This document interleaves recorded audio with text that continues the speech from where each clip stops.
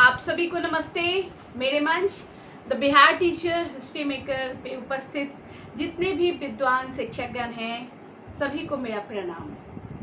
मैं पुनः अपने मंच पर आई हूँ और आई क्यों हूँ आप सभी जानते ही हैं कि मैं हिस्ट्री की कक्षाएं ले रही हूँ बीपीएससी प्रधान अध्यापक प्रधान शिक्षक प्रतियोगिता परीक्षा के लिए। इससे पहले मैंने वीडियोस दिए हैं इतिहास के प्रारंभिक जीवन के बारे में, ऐतिहासिक पृष्ठभूमि के बारे में, हमारी पहली सभ्यता सिंधु घाटी सभ्यता के बारे में। उसके बाद मैंने वैदिक कालीन सभ्यता के बारे में बताया, जहाँ तक मैंने अपने खोज किए और उस हिसाब से मैंने आपके सामने वैदिक कालीन सभ्यता को फिर बांटकर पूर्व वैदिक उत्तर वैदिक में आपको पढ़ाया। और पढ़ाने के क्रम में एक बात तो सामने ये आई कि हमारा जो वैदिक कालीन सभ्यता है, ऐसे तो सिंधु घाटी सभ्यता भारत की प्राचीनतम सभ्यता है, वहीं पर जाकर वैदिक कालीन सभ्यता की भी शुरुआत होती है। कालखंड के रूप में भी मैंने बांटकर आपको बताया और इसी क्रम में मैं आज आपको महाजनपद बता रही हूँ। तो जैसा आप सभी जानते हैं कि वैदिक कालीन इतिहास वो इतिहास है जिसके की लिखित साक्ष्य हमारे पास है, जो कि लिखित रूप में 4 वेदों के रूप में हमारे पास हैं, 4 वेदों के बाद उपनिषद के रूप में हमारे पास हैं, यानी कि हम उनके लिखित सूत्रों का प्रयोग आज भी अपने जीवन में कर रहे हैं और उसी प्रयोग के आधार पर हमारे संस्कार चले आ रहे हैं। तो अब हम आज का जो चैप्टर है, ये चैप्टर है महाजनपद, जैसा कि आप इसको देख ही रहे हैं। महाजनपद यानी कि पहले जो वैदिक काल में आया कॉन्सेप्ट उत्तर वैदिक में कि जहाँ लोग रहते थे एक साथ, वहाँ जन का निर्माण हुआ। अब जब यही जन बड़ा हो गया तो जनपद बना। अब जब जनों में जन शामिल हो गए तो वो महाजनपद हो गया। यानी कि जनपद यानी ये जनपद कितने थे? 16 थे। ये महाजनपद पूरे भारत में कितने थे? 16 थे। तो पहल जो राज्य विस्तार की नीति का अनुश्रवण हुआ, पहल राज्य की विस्तार की शुरुआत हुई, इसका तैयारी, इसकी रूपरेखा हमारे पास कहाँ से आ जाती है? महाजनपद कालीन इतिहास से। एक बात ये क्लियर हो गया। महाजनपद की शुरुआत कब से हुई? उत्तर वैदिक काल से। उत्तर वैदिक काल के शेष होते होते, जैसे उत्तर वैदिक काल का समय 1000 से 600 BC ईसा पूर्व है, तो उत्तर वैदिक काल जहां से प्रारंभ करके शेष होने के कगार पे आता है, वहीं से जन से जनपद और महाजनपद आता है। क्यों? क्योंकि इस समय 6ठी शताब्दी ईस्वी पूर्व में लोहे की खोज हो गई थी। लोहे जहाँ खोजे जा चुके थे वहाँ कृषि की प्रधानता हो गई थी, पशु पाले जा रहे थे, गाय बकरी बैल भैंस सभी पोसे जा रहे थे। तो आप देख रहे हैं कि घोड़े भी पोसे जा रहे थे। तो आप देख रहे हैं कि 6ठी शताब्दी वो समय था जब से महाजनपद रूप में आया, संगठित हुआ, महाजनपदों की खोज हुई और इसमें सबसे पहले राजनैतिक जीवन प्रारंभ हुआ। क्या हुआ? राजनैतिक जीवन। क्यों? जहाँ लोगों की संख्या ज्यादा हो जाती है वहाँ राजनीति प्रारंभ होती है। कोई एक शासक होता है, कोई एक अगुवा होता है, कोई एक नेता होता है, हर कबीले का होता था, जो अपने लोगों को संगठित करता था। धीरे धीरे यही राजनीतिक जीवन का प्रारंभ होने के बाद इसमें क्या हो गया? तो इसमें सामाजिक बदलाव भी आए, इसमें आर्थिक बदलाव भी आए और इसमें धार्मिक बदलाव भी आए। जैसा कि मैंने इतिहास में आपको पढ़ाया कि उत्तर वैदिक काल में बलपूर्वक अपहरण लिया जाता था और ब्राह्मण और क्षत्रिय के बीच में वर्चस्व की लड़ाइयां शुरू हो गई थी। आपस में विद्रोह होते थे वर्चस्व को लेकर। इससे पहले जो प्रारंभ है वैदिक काल का, जिसको कि हम हमारा प्रारंभ शुरुआत कहते हैं, ध्यान दीजिएगा, तो वो जो शुरुआत है वहाँ पहले पुरोहितों को प्रधान रखा जाता था।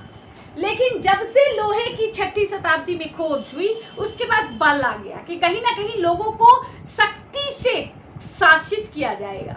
तो बल जैसे ही आने लगा, तो बल आने के बाद हमारे यहाँ क्या हो गया? वर्ण व्यवस्था की शुरुआत हो गई। यानी 4 वर्ण हमारे भारत में प्रचलित थे, ब्राह्मण, क्षत्रिय, वैश्य और शूद्र। यानी जो जो कर्म करता था वही उसका धर्म बनता चला गया। अब हम लोग ये भी जाने कि उत्तर वैदिक काल में वंश परंपरा आ गई थी। राजा का बेटा राजा, पुरोहित का बेटा पुरोहित, ऐसी बहुत सारी नई नई बातें उस समय आ गई। अब उसके बाद क्या हो गया? तो जनपद का निर्माण होने लगा। इसमें मैंने नोट बनाए हैं, आप देखिएगा। कबीला, जन, जनपद, महाजनपद, ऐसे पहले शुरुआत हमारी क्या हुई? कबीले से, कुछ संख्या से। उसके बाद उसमें संख्या बढ़ी तो उसको जन कहने लगे। जन से संख्या और क्षेत्र बढ़ा तो जनपद हुआ। अब जनपद जहां बहुत सारे शामिल हो गए तो वो क्या कहलाने लगा?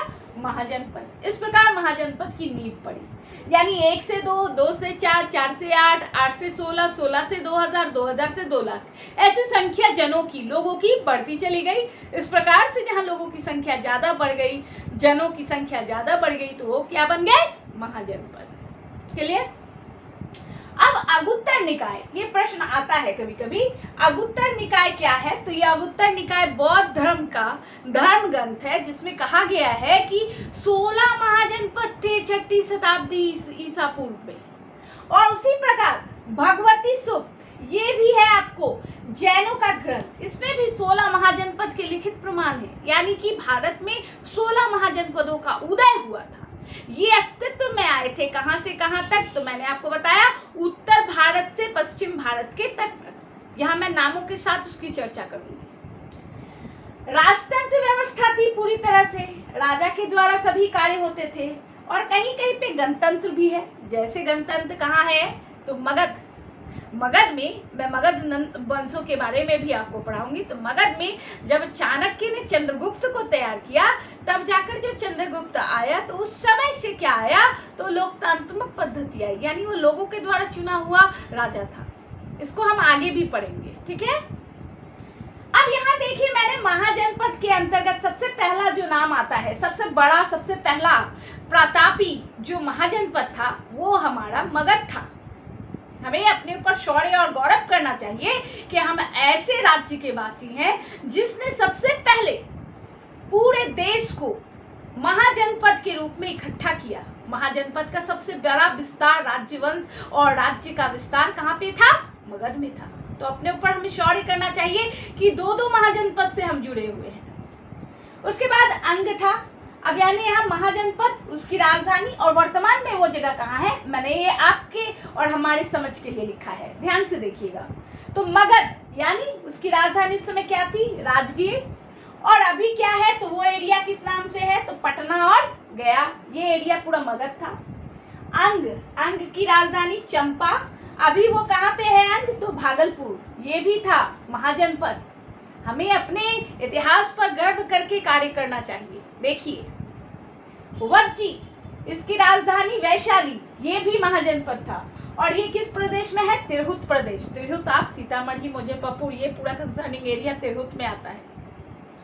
अब आ जाइए काशी उस जमाने में उसकी राजधानी वाराणसी थी, आज भी वाराणसी है।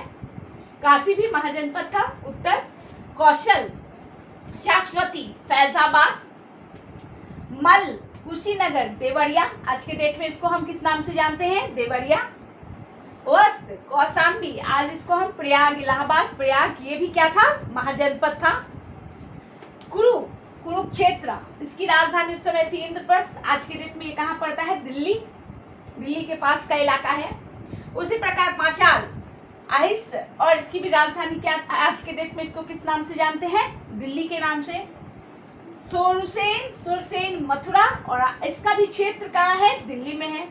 यानी कि हम अभी जो 16 महाजनपद आपको बता रहे हैं, ये सभी महाजनपद 6ठी शताब्दी ईसा पूर्व में अस्तित्व में आए थे। इन्होंने राज्य का विस्तार किया था, इन्होंने अपने राज्य की राजधानी बनाई थी, इन्होंने सेनाओं को संगठित किया था, इन्होंने भारत देश में 16 राज्यों का निर्माण किया था।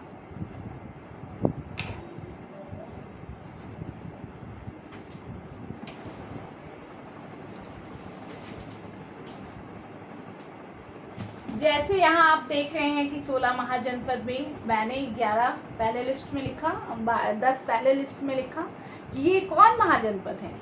ये महाजनपद हैं भारतीय इतिहास के पहले राज्य जिन्होंने भारत में अस्तित्व पाया जब भारत की शुरुआत हो रही थी, राज्यों की तैयारी हो रही थी, राज्य बन रहे थे, तो वे पहले अस्तित्व में आए थे, भारत के इतिहास के पहले राजवंश, है ना। तो इसी कड़ी में अब हम लोग देख रहे हैं 11 नंबर पे है चेंदी, ये कहाँ है? सोवंती, आज के डेट में ये है दिल्ली में, ये महाजनपद।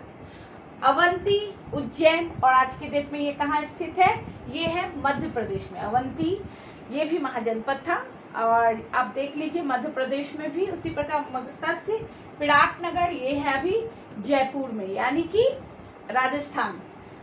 अस्मक पोतन ये कहाँ पे है? आंध्र प्रदेश। भारत का नक्शा ध्यान दे रहे हैं आप लोग कि कैसे उत्तर से पश्चिम होते हुए, उत्तर से आपको इस तरफ पश्चिम और पश्चिम से इधर होके आप पूरब की तरफ बढ़ रहे हैं, है ना। ये भारत का ऐसे नक्शा बन रहा है। उसी के पास कंबोज, ये राजपुरा भारत के बाहर है। कंबोज और गांधार, गांधार आज के डेट में कहाँ पे है? अफगानिस्तान में। यानी ये दोनों भी महाजनपद भारत के ही थे। ये 16 महाजनपद का आज इस चैप्टर में मैंने आपको जानकारी दिया कि ये भारत के ऐसे पहले राज्य थे जो पहले अस्तित्व में आए थे जब हमारी सभ्यता का विकास हो गया था उसके बाद से। तो ये जन से, वैदिक काल के बाद से, जन से ये कबीला और कबीले के बाद इसका निर्माण हुआ, जनपद और फिर महाजनपद। और ये 16 महाजनपद भारत के प्रथम महाजनपद, प्रथम राज्य होने का दर्जा प्राप्त करते हैं। वर्तमान में अभी कितने राज्य हैं? 28 राज्य हैं। तो इस प्रकार से हमने आज महाजनपद पाठ का अध्ययन किया और महाजनपद पाठ के कुछ और विषय वस्तु है जिसको मैं अगली कक्षा में दूंगी। आशा करती हूँ मेरे द्वारा ली गई कक्षाओं में आपको नियमितता मिलती होगी, पढ़ने में अच्छा लगता होगा, आप सही सपाट लिख लेते होंगे और समझ जाते होंगे। जितनी मेरी कोशिश रहती है, आशा करती हूँ कि आप सभी उस कोशिश को देख पाते होंगे और समझ पाते होंगे कि टू द पॉइंट विषय वस्तु के साथ पढ़ाने का मेरा तात्पर्य है कि मैं भी अच्छे से जानूं और आपको भी अच्छे से बताऊं। इससे कॉन्सेप्ट सभी का क्लियर रहेगा।